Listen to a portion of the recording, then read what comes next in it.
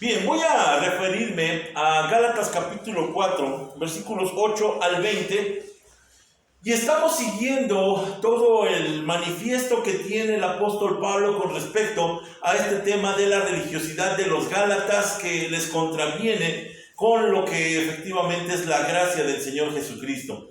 Y bueno, la intención de todo esto es presentar la palabra de Dios, y voy a comenzar con Gálatas capítulo 4, versículos del 8 al 20. Gálatas capítulo 4, versículos 8 al 20. Y voy a permitirme hacer esta lectura de la palabra de Dios que dice de esta manera. Antes de conocer a Dios, ustedes los gentiles eran esclavos de los llamados dioses que ni siquiera existen. Así que ahora conocen a Dios, o mejor dicho, ahora que Dios los conoce a ustedes, ¿por qué quieren retroceder y convertirse otra vez en esclavos de los débiles e inútiles principios espirituales de este mundo?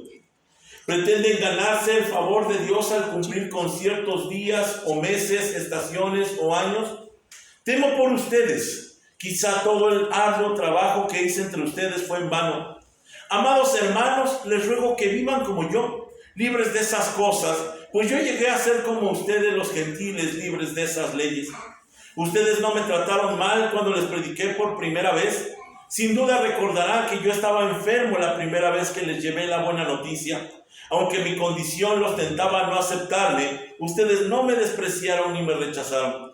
Todo lo contrario, me recibieron y me cuidaron como si yo fuera un ángel de Dios o incluso el mismo Cristo Jesús. ¿Dónde ha ido a parar el espíritu de alegría y de gratitud que antes tenían? Estoy seguro de que ustedes se hubieran arrancado los propios ojos para dármelos de haber sido posible. ¿Acaso ahora me volví su enemigo porque les digo la verdad? Esos falsos maestros están muy ansiosos de ganarse el favor de ustedes, pero sus intenciones no son nada buenas. Lo que quieren es aislarlos de mí para que ustedes solo les presten atención a ellos. Si alguien quiere hacer cosas buenas por ustedes, no hay ningún problema, pero lo que haga en todo tiempo, que lo hagan en todo tiempo, no solo cuando estoy con ustedes. Oh, mis hijos queridos, siento como si volviera a sufrir dolores de parto por ustedes, y seguirán hasta que Cristo se forme por completo en sus vidas. Desearía estar con ustedes en este momento para poder hablarles en otro tono, pero estando tan lejos, no sé qué más puedo hacer para ayudarlos. Gracias. Hasta aquí lo que la palabra de Dios dice. Quiero comenzar con lo que dice el escritor John Stott con respecto a los trágicos peligros cuando tenemos que testificar. Y él comienza diciendo: identificación sin proclamación y proclamación sin identificación. Y entonces explica: a veces conocemos a las personas y nos relacionamos con ellas, pero no les damos testimonio. Eso es identificación sin proclamación. O tomamos del brazo a una persona que no conocemos y le decimos: amigo, ¿eres salvo? Eso es proclamación sin identificación. Necesitamos ambas cosas, identificación y proclamación. Y esto viene muy a propósito, porque cuando estamos viendo lo que el apóstol Pablo está relatando con respecto a su propio proceder de proclamar, de evangelizar, eso es lo que justamente vamos a ver que está redactado en el Gálatas capítulo 4 de los versículos 8 al 20. Su experiencia personal es entregar el evangelio, pero también entrega el corazón, entrega la vida. Y vamos a ver en esto un pequeño paréntesis. Después de que ya hemos hablado de la adopción, de la justificación, de la promesa a Abraham y los grandes temas que hemos venido desarrollando, él hace un paréntesis y pasa de lo teológico a lo personal. Ahora les habla desde el fondo de su corazón con tal de alcanzar a cada uno de ellos. Y Pablo los lleva a los recuerdos, a su anterior situación de donde parten idólatra y perdida. Y dice en el versículo 8: antes de conocer a Dios, ustedes los gentiles eran esclavos de los llamados dioses que ni siquiera existen. Para que no tengamos un problema con el enoteísmo que nos presenta la palabra de Dios, aquel que quiera saber qué es el enoteísmo, le invito a que asista con nosotros a algunas reuniones de estudio bíblico y que no vamos a tocar en este momento. Prefiero entonces lo que dice la Nueva Biblia Viva. Antes que ustedes conocieran a Dios, eran esclavos de los que en realidad no son dioses. Es decir, no niega la existencia, pero no los considera con la capacidad de ser llamados como dioses. Y aquí entonces el apóstol Pablo quiere llevar a estas personas a entender que venían de la oscuridad del paganismo. Ellos venían de esta oscuridad y Pablo primeramente los trata como pueblo de Dios. Esto me hizo recordar inmediatamente lo que encontramos en Deuteronomio capítulo 8 versículos 11 al 14, cuando Moisés le decía al pueblo: pero ten cuidado de no olvidar al Señor tu Dios. No dejes de cumplir sus mandamientos, leyes y estatutos que yo te encargo hoy. Y cuando hayas comido y te hayas saciado, cuando hayas edificado casas cómodas y las habites, cuando se hayan multiplicado tus vacas y tus ovejas, y hayan aumentado tu plata y tu oro, y sean abundantes tus riquezas, dice: no te vuelvas orgulloso, ni olvides al Señor tu Dios, quien te sacó de Egipto, el país de donde eras esclavo. Y es que, hermanos míos, en ocasiones sucede que cuando nosotros estamos viviendo esta vida buena que nos da el Señor, se nos olvida de dónde nos sacó. Y no es que lo tengamos presente como para estar sufriendo nuevamente eso, pero sin olvidarnos de dónde Dios nos trae, de dónde Dios nos saca, y que deberíamos estimar mucho mejor que nunca aquello que hoy tenemos. Ahora en donde estamos bendecidos, y no olvidarnos de las buenas obras del Señor. Así que el apóstol Pablo primeramente los lleva entonces a los recuerdos. Él va a manifestar ahora su petición por medio de los recuerdos, del recuerdo de la libertad que habían obtenido en Cristo. Uno de los autores que estuve yo checando, Nicole, dijo lo siguiente: ¿cómo pueden los hombres que han probado la libertad preferir la esclavitud, o los hijos adultos desean volver a los rudimentos de la infancia? Mire esto que se vuelve impensable, porque cuando nosotros vemos lo que los Gálatas están haciendo, nos descubrimos que después de haber conocido a Dios en Cristo, ellos prefieren en ese momento volverse atrás. Y esto se llama apostasía. Esto es negarse, esto es regresar hacia atrás. Y entonces por eso los exhorta a no regresar al pasado. Sí los lleva a recordar, pero les pide no regresar al pasado. Versículo 9 les dice: así que ahora que conocen a Dios, o mejor dicho, ahora que Dios los conoce a ustedes, ¿por qué quieren retroceder y convertirse otra vez en esclavos de los débiles e inútiles principios espirituales de este mundo? En el tema anterior habíamos visto que esos principios espirituales de ese mundo no es una referencia al mundo que hoy conocemos en su maldad. El apóstol Pablo, cuando se está refiriendo a esos principios espirituales, se refiere al mundo judío. Aquellos judaizantes habían revivido la ley, la habían traído a la iglesia, y entonces dice: ¿para qué se meten a eso? ¿Para qué están contemplando esos principios espirituales que son débiles e inútiles? Y nosotros corroboramos que se refiere a eso, porque el versículo 10 todavía añade: pretenden ganarse el favor de Dios al cumplir con ciertos días o meses, estaciones o años. Se está refiriendo a las fiestas judías. Sin duda alguna, entonces allí está el contenido. Y Pablo denomina a esa ley como débiles e inútiles principios espirituales. Miren lo que dice Martín Lutero, es el teólogo que ahora estuve consultando con respecto a esto que estamos hablando. La ley es un elemento débil y pobre porque hace a las gentes débiles y pobres. La ley no tiene poder ni riqueza para hacer que los hombres sean ricos y fuertes ante Dios. Y es que efectivamente hemos descubierto que la ley fue hecha para provocar el arrepentimiento, para fijar su mente de los israelitas en el antiguo pacto hacia los pecados que hacían, e inmediatamente ir y reparar por medio de un sacrificio. Para eso fueron hechas las leyes. Si hoy se le quieren dar calidad moral, para eso no fueron diseñadas. Y entonces el apóstol Pablo simplemente reconoce que eso empobrece en lugar de enriquecer. Y es que esa vida espiritual judía, esa vida a la que se está refiriendo, era una vida llena de esclavitud, porque nunca sabrían si habían propiciado lo suficiente a su Dios. Mire, esto es lo tremendo y lo dramático de lo que hoy sucede en la religiosidad. Están allí metidos en las iglesias, están esforzándose, están dando de su vida, están dando sacrificio, a lo mejor por medio de su trabajo, pero nunca piensan que a lo mejor sea suficiente. Y se esfuerzan cada vez más porque necesitan tener la certeza de que han agradado a Dios. Son esclavos entonces de estos rudimentos. Sin duda alguna, los rudimentos, los principios espirituales de los que estamos hablando, habían sido diseñados para quien no conocía a Dios. Para eso funciona la ley, porque la ley señala la maldad del corazón y lo único que remedia la maldad del corazón se llama Jesucristo y su gracia. Así que la ley nunca enriquece, nunca hace mejor a una persona, nunca provoca a mejorar.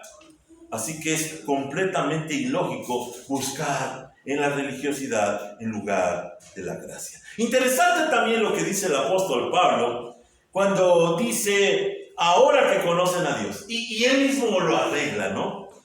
O mejor dicho, ahora que Dios los conoce a ustedes. Es muy interesante porque no se trata de conocer la mejor iglesia, la mejor religión, el mejor movimiento e irse y unirse, porque en realidad se trata de que Dios nos conozca. Se trata de que Él nos mire en su misericordia, como dice el apóstol Pablo, para entonces llegar a la salvación. De esto se desprenden dos conclusiones. Ponga atención en estas dos conclusiones. En primer lugar, de lo que acaba de decir el apóstol Pablo, decimos que el conocimiento de Dios, que trae libertad espiritual, nos impone mayores responsabilidades. Nuevamente, el conocimiento de Dios nos impone mayores responsabilidades. Porque es cierto que en nuestra anterior vida pagana había un sentido de ser excusados. ¿Por qué? Porque no sabíamos. Porque no entendíamos.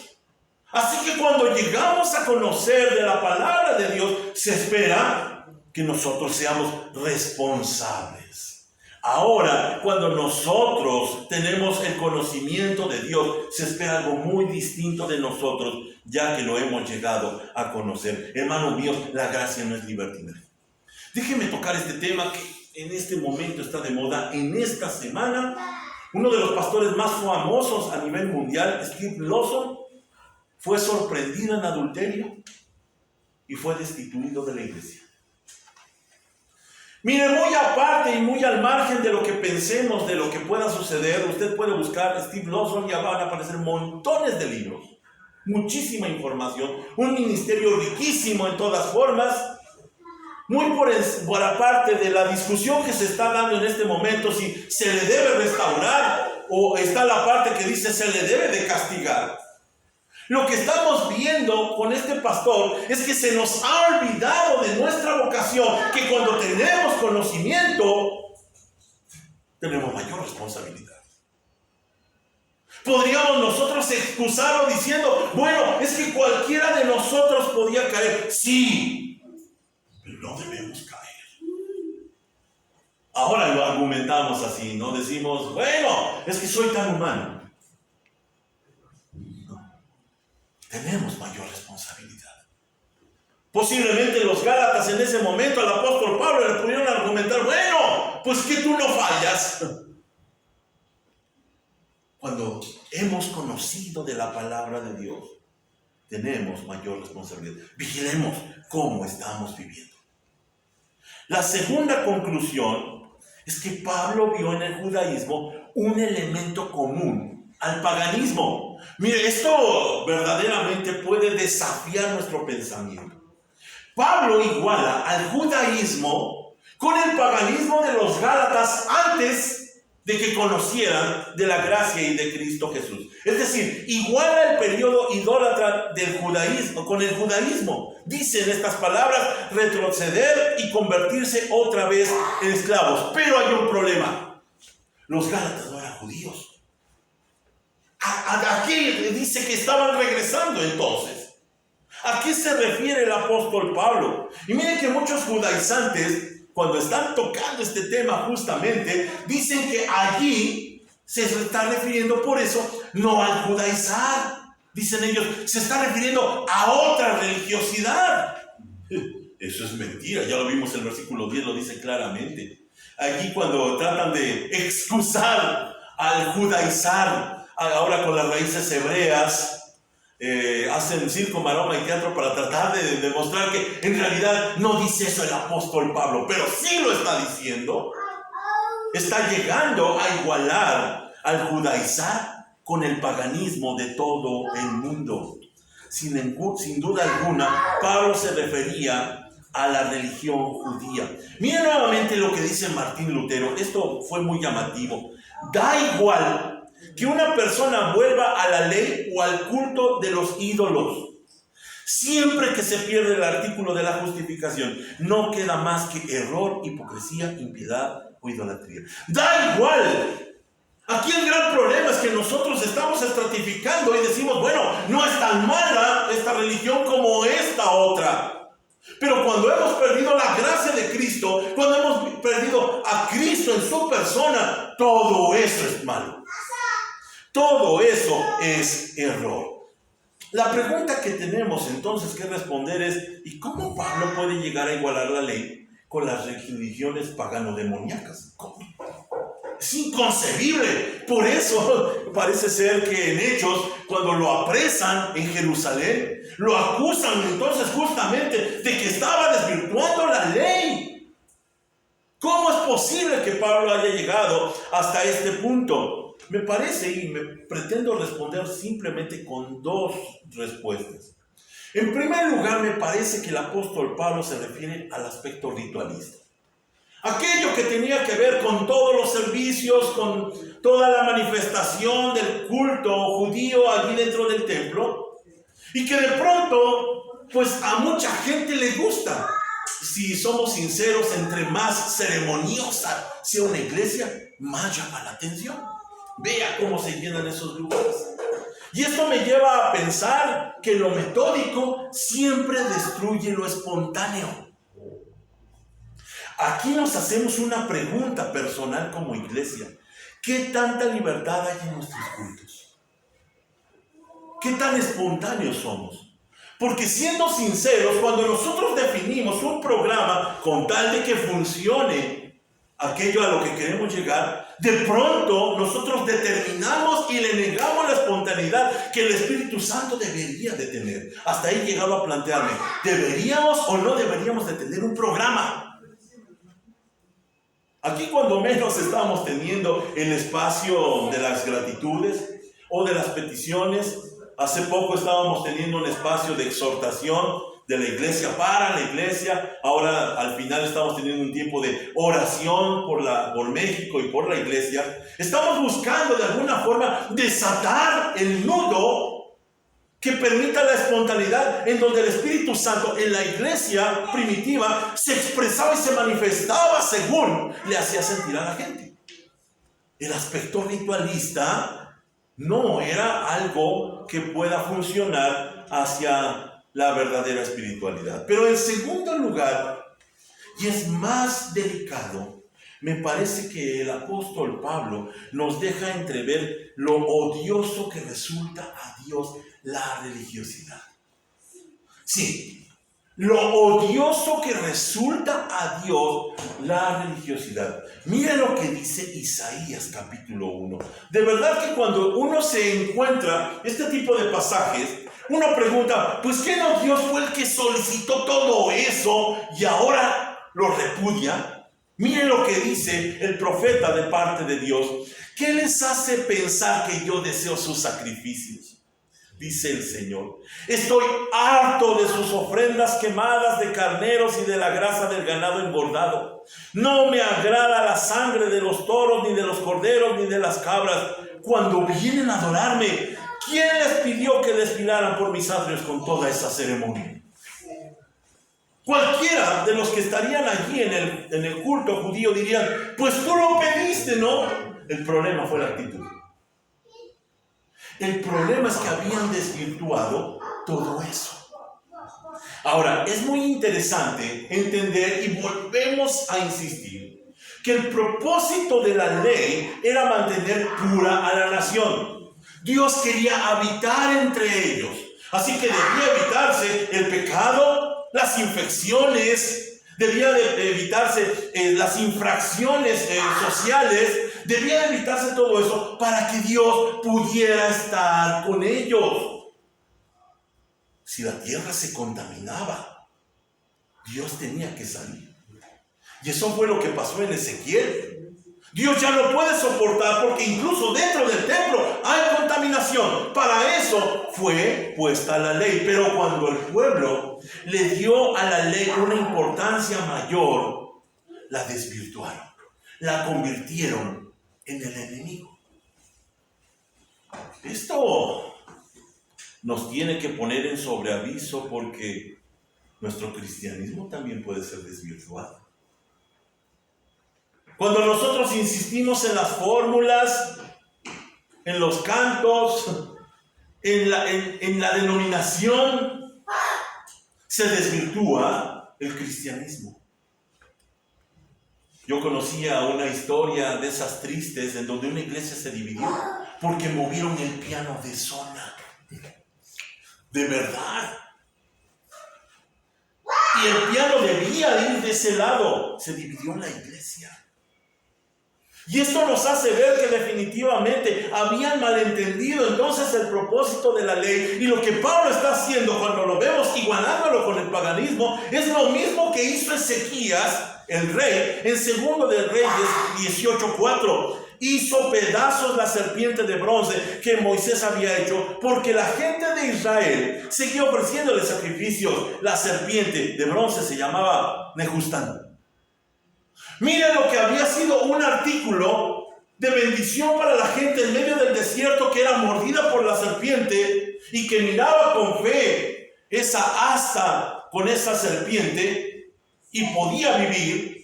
Con el tiempo se convirtió en un ídolo y se depositó allí la fe. Lo que hace Ezequías, un rey bueno, es destruirla. Y es justamente lo que está haciendo Pablo. ¿Qué hicieron con la ley? La ley santa de Dios, ahora la desvirtuaron, convirtiéndola en un fin, cuando solamente era un medio para llegar a la gracia. La pregunta que nos hacemos: ¿qué hacen los de las raíces hebreas? ¿Qué hacen los nuevos judaizantes? ¿Qué haría el apóstol Pablo de mirar lo que está sucediendo hoy en esas iglesias? Cuando casi la iglesia fue destruida por insistir en el judaísmo. Sin duda alguna, nuevamente Lutero tiene razón cuando dice: si la ley se atreve a usurpar el lugar y la función del evangelio, ya no es la santa ley de Dios, sino un pseudo evangelio, un falso evangelio. Sí, aún lo bueno y lo santo se puede convertir en malo. ¿Cuántas iglesias hay? Y la iglesia santa de Dios, que en realidad son clubes de amigos. Qué bueno que sean amigos, pero qué malo que sean clubes. Qué malo que entonces tengan que promover la unidad de otro tipo de forma, en lugar de que sea Cristo la piedra angular donde se fundamenta la iglesia. Con todo esto, el apóstol Pablo se lamenta en el versículo 11: temo por ustedes. Quizá todo el arduo trabajo que hice entre ustedes fue en vano. Mire, aquí podría haber cerrado la carta del apóstol Pablo con esta triste despedida, que hasta este momento todo parecería perdido, con este suspiro doloroso del apóstol Pablo, que está abriendo su corazón y reconoce que todo ha fracasado en esa iglesia que él mismo fundó. Sin embargo, sigue. Versículo 12. Amados hermanos, les ruego que vivan como yo, libres de esas cosas, pues yo llegué a ser como ustedes los gentiles, libres de la ley. Ahora, es interesante lo que dice el apóstol Pablo, y esto es lo que está peleando. Él dice: yo renuncié a la ley. Yo, siendo judío, renuncié a la ley. Y aquí hay una ironía literaria.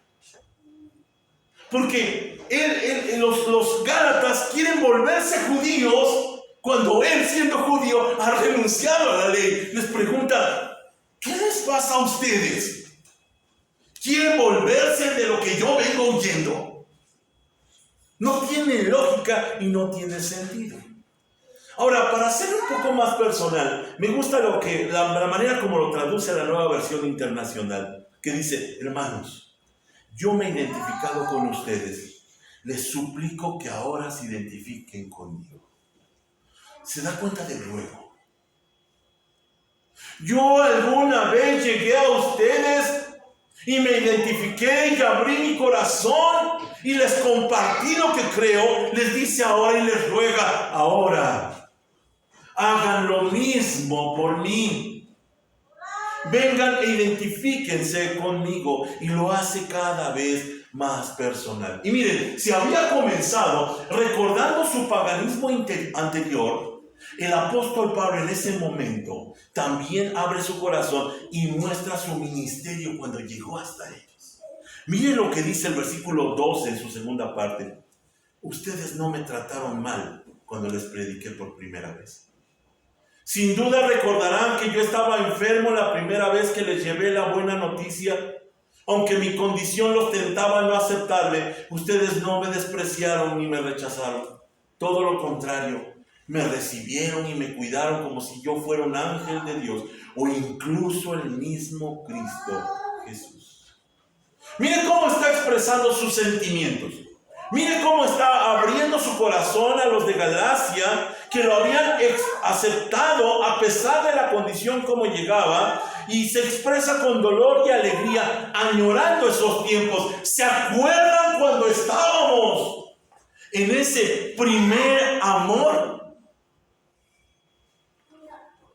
Mira hasta aquí está llegando el apóstol Pablo, porque está desesperado por la iglesia que él fundó, desesperado porque abandonan la verdad.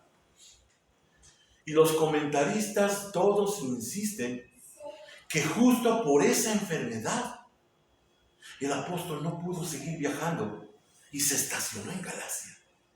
Gracias a esa enfermedad. Demos gracias a Dios cuando todos los planes que tenemos se detienen por alguna situación que Dios impide. El apóstol Pablo tenía planes poderosos, fuertes, de llegar a muchos lugares, pero viéndose afectado por la enfermedad, se detiene allí en Galacia y funda esa iglesia. Esto está corroborado porque en el mismo tiempo, cuando escribe a los Corintios, en 1 Corintios 2:3, él dice su testimonio: me acerqué a ustedes en debilidad, con timidez y temblor. Y Dios utilizó ese tiempo de enfermedad para sembrar iglesias. ¿Se dan cuenta? Lo que habíamos dicho al inicio: tiene que haber proclamación con identificación. Dios utilizó ese dolor que tenía en ese momento el apóstol Pablo para identificarse con ellos y proclamarles a la vez el evangelio de Jesucristo. Y este recuerdo le traía al apóstol recuerdos agridulces que ahora estaban en peligro cuando se intrometieron los religiosos. Cuando estamos mirando esto, ya empezamos a ver a Pablo de otra manera. No solamente es el poderoso expositor el que pone en su lugar a Pedro por estar equivocado, sino que también es la persona vulnerable, sensible, que está siendo lastimada y que está abriendo su corazón diciéndoles: por favor, no me rechacen. El apóstol Pablo cada vez lo hace más personal. Versículo 15. ¿Dónde ha ido a parar el espíritu de alegría y de gratitud que antes tenían? Estoy seguro de que ustedes se hubieran arrancado los propios ojos para dármelos de haber sido posible. Es como si les estuviera rogando con ternura que regresaran a esos momentos íntimos y espirituales. Les ruega que no lo abandonen al abrazar el legalismo. Los desea llevar a su primer amor en Jesucristo. Y aquí vemos algo que había sucedido al inicio de la relación de los Gálatas con el apóstol Pablo, donde los de Galacia, a pesar de verlo en esta manifestación incómoda, parece ser que era un problema de los ojos, lo aceptan, y dice el apóstol Pablo incluso que si les hubiera sido posible sacarse los ojos y dárselos, lo hubieran hecho. ¡Qué identificación! ¡Qué profundidad de relación! ¡Qué pérdida está teniendo el apóstol Pablo! Cuando hemos invertido nuestros sentimientos y nuestras emociones en quienes ahora han volteado la espalda. Los comentaristas han dicho que tal vez este problema visual explique por qué siempre utilizaba escribas. Él no escribía sus cartas. Es más, él decía, les he escrito con grandes letras porque no alcanzaba a ver. Esto también podría explicar por qué cuando es detenido y llevado al Sanedrín, él discute con el sumo sacerdote y le llama pared blanqueada, porque parece que no alcanzaba a ver. Así lo habían aceptado los de Galacia.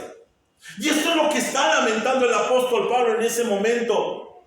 No solamente está perdiendo a una iglesia, sino está perdiendo a sus amigos. Él les dice en el versículo 16, soy su enemigo por haberles dicho la verdad.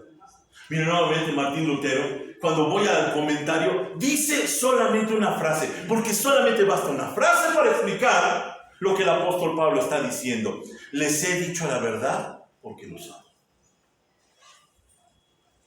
Por supuesto que cuando estaba escribiendo esto, empezó a fluir en un servidor los recuerdos de estos 20 y tantos años que tenemos de ministerio. Y recuerdo que cuando estábamos teniendo un conflicto en una iglesia de allá de Cuernavaca, en donde tuve 3 grandes errores. Primero, prediqué la Biblia. Segundo error, prediqué Mateo contra el legalismo de la iglesia, que hacía falta recetarles eso. Y tercero, prediqué, hice un estudio bíblico de Romanos.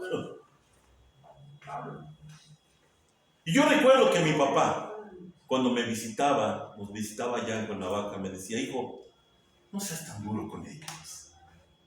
Dales un poquito por su lado. Y yo le decía, no, papá. Es que yo hice una promesa cuando fui llamado. Es que yo no quería hacer lo mismo que hacían los pastores. Martín Lutero me hubiera dado la razón.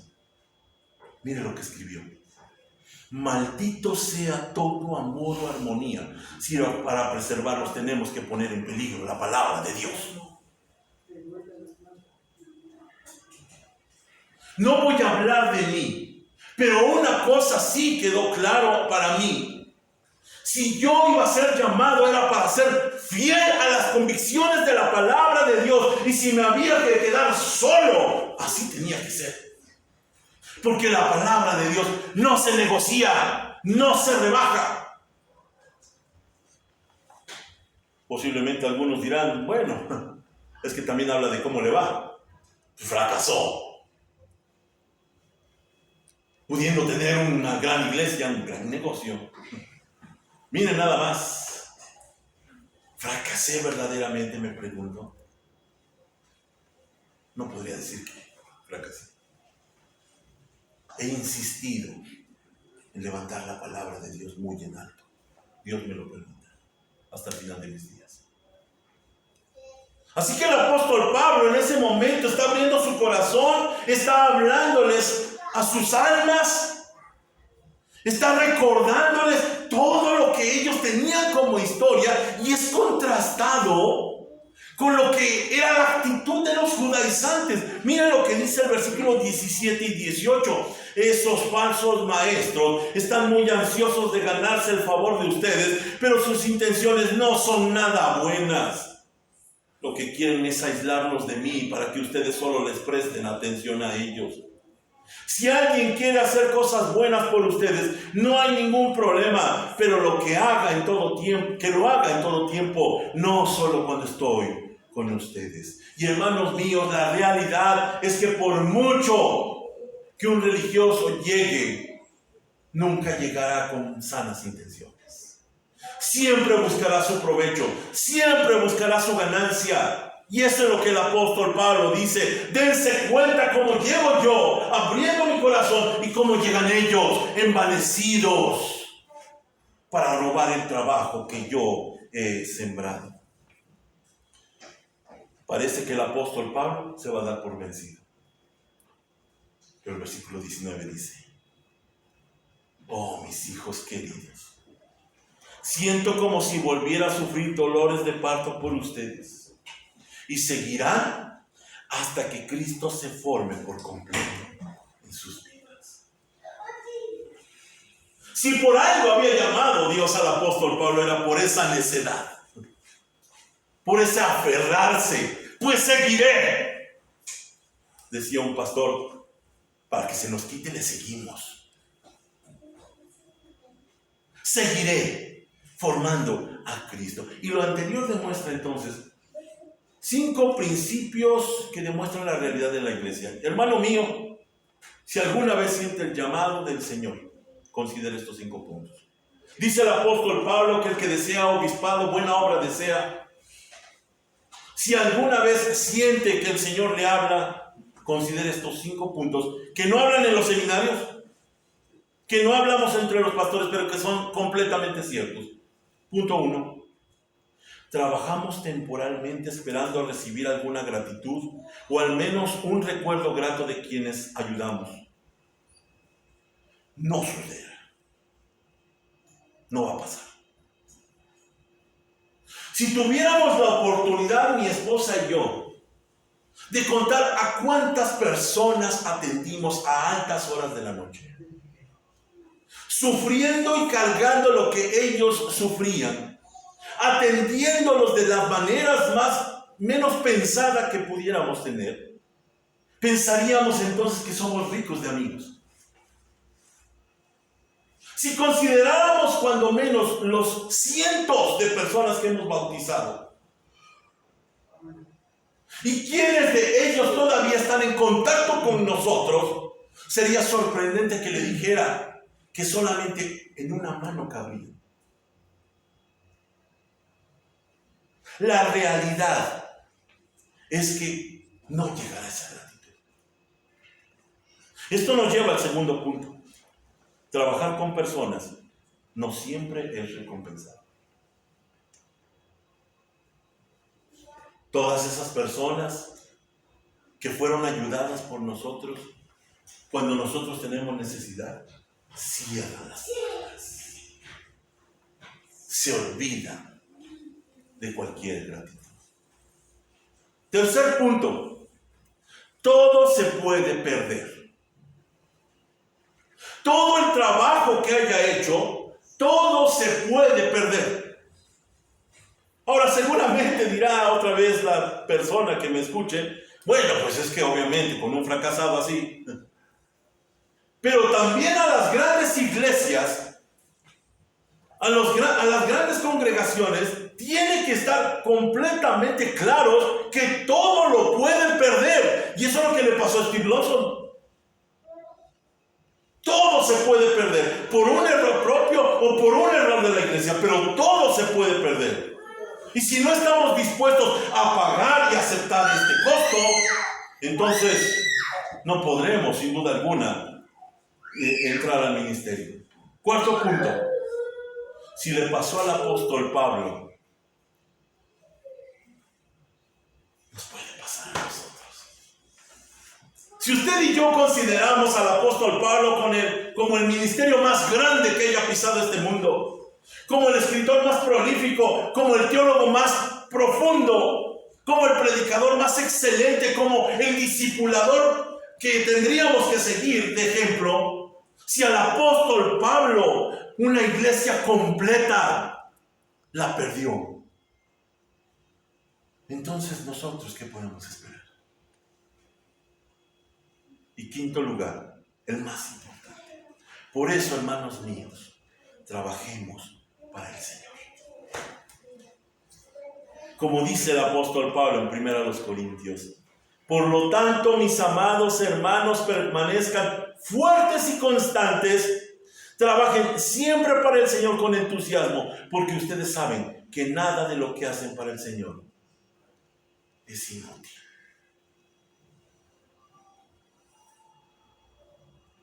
Versículo 20, termina el apóstol Pablo. Desearía estar con ustedes en este momento, para poder hablarles en otro tono, pero estando tan lejos, no sé qué más puedo hacer para ayudar. El apóstol Pablo va a retomar otra vez el ánimo, su carácter, va a empezar nuevamente a hablar de los grandes temas en los pasajes que siguen, pero nos dejó entrever lo que pasaba dentro de sus sentimientos. Lo terrible que estaba haciendo este momento con los Gálatas, cuando en la introducción de estos judaizantes estaban destruyéndolo todo. Concluyo con las palabras nuevamente de Lutero, que son dolorosas. Y él dijo: me temo que esta epístola no recuperó a muchos de su dolor. No sabemos el desenlace. Lo más probable es que la iglesia se haya perdido. Ahora, que no nos engañe este sentimiento de derrota aparente, porque en realidad lo que el apóstol Pablo está insistiendo es que a pesar del desenlace, debemos de continuar. Y esto no fue lo que detuvo el apóstol Pablo, sino solamente cuando perdió la vida. Cuando nosotros estamos claros de cuál es nuestro propósito, no importa si la gente está o no con nosotros, no importa si están o no agradecidos, no importa si tenemos una iglesia grande o no la tenemos, lo que importa es que estemos cumpliendo con el Señor, que estemos cumpliendo con sus propósitos. Sus propósitos son más altos, más santos. Gran enseñanza del apóstol Pablo. En esta mañana, cuando estaba estudiando todavía este tema, me acordé de ese canto de Marcos Vidal. Aquí estamos.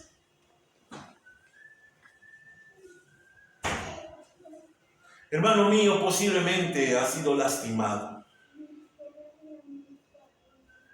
Posiblemente parezca una derrota este momento. Pero continuaremos en el nombre del Señor. Porque Él es fiel. Podemos encontrar la infidelidad de las personas, la infidelidad por causa del engaño, pero nunca lo que hacemos para el Señor es en vano.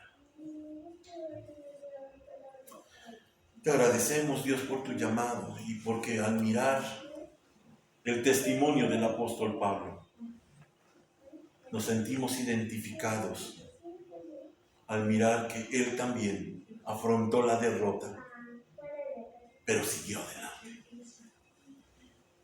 Te agradecemos, Señor, porque entonces nos queda claro que no estamos buscando ningún reino terreno, ni físico, ni material, sino que insistimos en mirar la patria celestial, la cual tiene que ver, Señor, con Jesucristo y su cuerpo, aquel que no es corruptible, que no es inmarcesible, que insiste, Señor, en ser santo.